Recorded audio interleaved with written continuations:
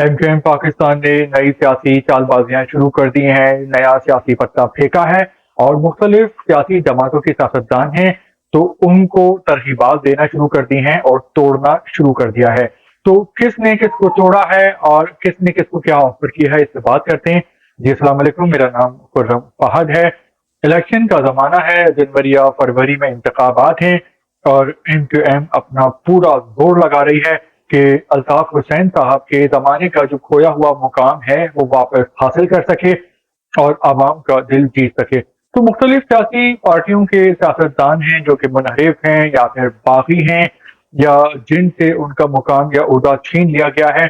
تو M Q M Pakistan کی یہ کوشش ہے کہ ان کو کسی بھی طرح ترغیبات دے کے، رام کر کے، ان کا دل جیت کے ایم کیو ایم پاکستان میں لایا جائے، بڑے عہدے دے کے، اور ایم کیو ایم پاکستان کو مضبوط کیا جائے۔ تو خالد مقبول صدیقی صاحب کی طرف سے مصطفیٰ کمال اور ڈاکٹر فاروق ستار کو یہ مشن دیا گیا ہے کہ آپ مختلف سیاسی پارٹیوں کے سیاستدانوں سے رابطہ کریں، ان کو توڑیں اور ایم کیو ایم پاکستان کو بھریں، اور جو ٹاسک دیا گیا ہے فاروق ستار اور مصطفیٰ کمال کو کہ پی ٹی آئی ہو گئی، مسلم لیگ نون ہو گئی، پیپلز پارٹی ہو گئی، کہ جو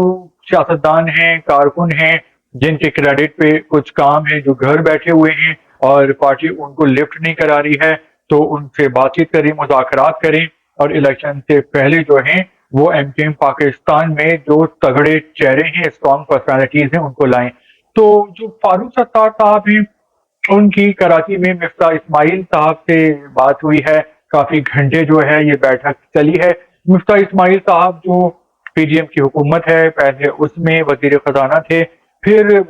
جو مفتاح اسماعیل صاحب ہیں ان کی جو ہے وہ قسمت خراب ہونا شروع ہو گئی، اسحاق ڈار صاحب نے ان کا پتہ کاٹنا شروع کر دیا، اسحاق ڈار صاحب خود وزیر خزانہ بن گئے،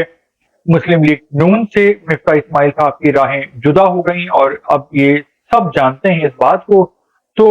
فاروق ستار صاحب نے مفتاح اسماعیل صاحب کے ساتھ مذاکرات کی ہیں، ان کو آفر کی ہے کہ ایم کیو ایم سے اچھا پلیٹ فارم آپ کو کہیں نہیں ملے گا، یہاں پہ آپ کو بہت عزت ملے گی۔ مفتاح اسماعیل صاحب بھی کراچی کے ہیں، ان کو بولا گیا ہے کہ پلیز آپ آئیں اور ایم کیو ایم پاکستان کو جوائن کریں، تو یہاں آپ کو بہت ہی عزت و احترام دیا جائے گا۔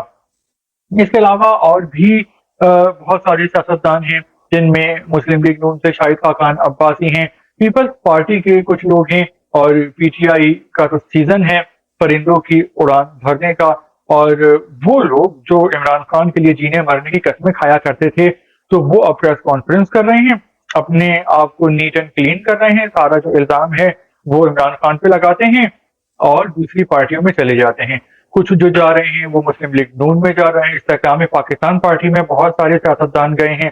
اس کے علاوہ جو پرویز خٹک صاحب نے جو پارٹی بنائی ہے اس میں بہت سارے لوگ گئے ہیں۔ تو ایم کیو ایم پاکستان بھی اس موقع سے فائدہ اٹھانا چاہتی ہے، لیکن بات یہ ہے کہ ایم کیو ایم کے اپنے جو لوگ ہیں برسوں پرانے، وہ خود ایم کیو ایم پاکستان سے ناراض ہیں۔